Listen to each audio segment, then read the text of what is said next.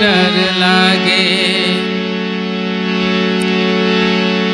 अरे धोवाली न पौआ बड़ा डर लागे, धोवाली न पौआ बड़ा डर लागे।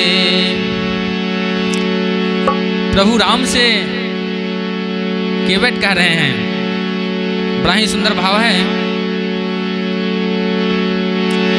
कि जादू भरल बा, जादू भरल बा, अरे चरनिया में रउआ बड़ा डर लागे। धोवाली न पौआ बड़ा डर लागे, धोवाली न पौआ बड़ा डर लागे। जादू भरल बा, जादू भरल बा, चरनिया में रउआ बड़ा डर लागे। धोवाली न पौआ बड़ा डर लागे, धोवाली न पौआ बड़ा डर लागे।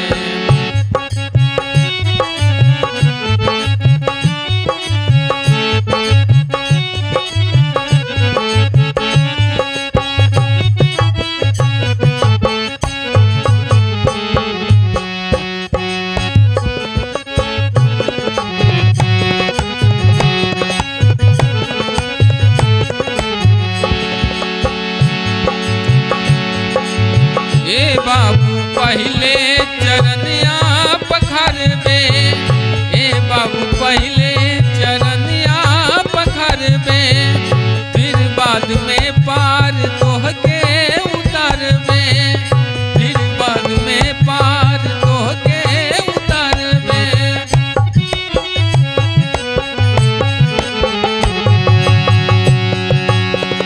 ए बाबू पहले चरनिया पत्थर में, फिर बाद में पार तोहके उतर में।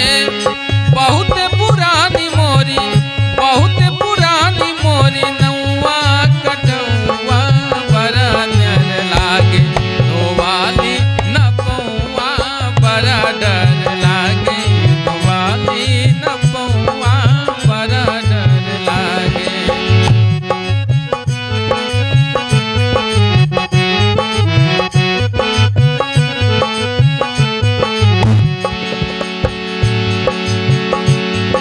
प्रभु राम से कहते हैं कि जब आपके चरण से पत्थर नारी बन सकता है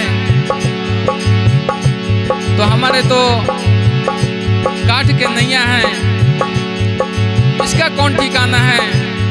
जब नारी बन जाए तो हमारा जो रोजी रोटी तो यही है ना। प्रभु से कहते हैं कि हमारे रोजी रोटी तो यही है, अगर नारी बन जाएगा तो जीवन कैसे चलेगा प्रभु। पत्थर के कई दिलू जब तू जनाना, पत्थर के कई दिलू जब तू जनाना,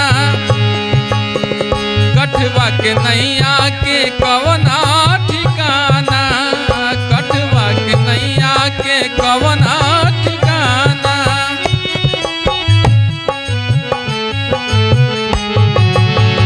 पत्थर के कई दिलू जब तू जनाना, कठवा के नैया के कवना ठिकाना। लाग न पाई हाँ, लाग न पाई हाँ, कवनो दौआ बड़ा डर लागे। धोवाली न पौआ बड़ा डर लागे, धोवाली न पौआ बड़ा डर लागे।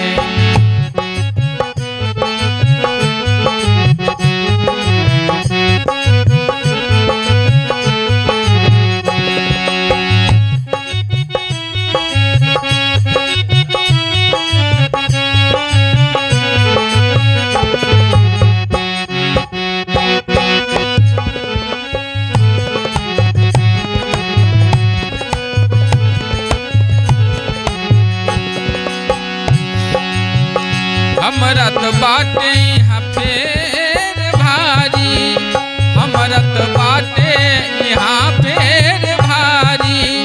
चरण लगत नैया बन जाई है नारी,